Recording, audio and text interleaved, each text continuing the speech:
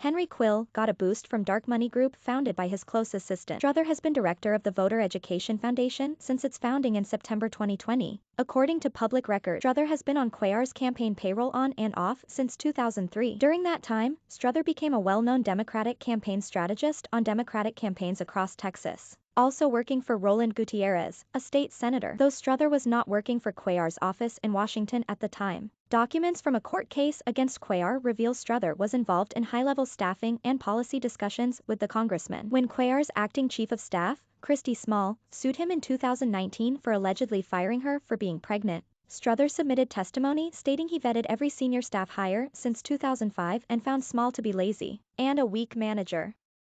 After the Washington Post reported on an initial complaint she filed with a congressional office seeking counseling, Struther questioned staffers about their knowledge of Cuellar's supposed probationary rules for employees, and emails shared with the court also showed Struther was included in policy discussions with congressional aides. Despite Struther's consulting work for numerous Democratic politicians in Texas, a number of Republican political figures were also involved in the founding of the Voter Education Foundation he directs. Records show abortion ban radical Bradley Pierce submitted the group's certificate of formation to the Texas Secretary of State. Pierce is the executive director of Abolish Abortion Texas and the Foundation to Abolish Abortion, as well as the vice president and general counsel at Heritage Defense, a nonprofit law firm that advocates for the God-given parental rights of Christian, homeschooling families.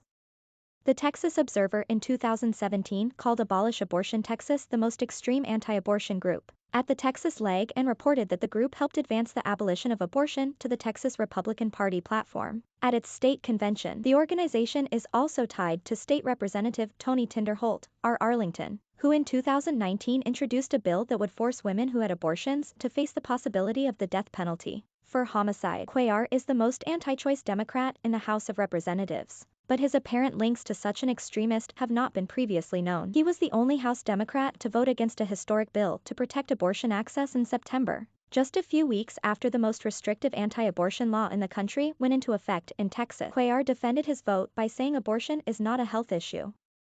He hasn't commented on the Texas law.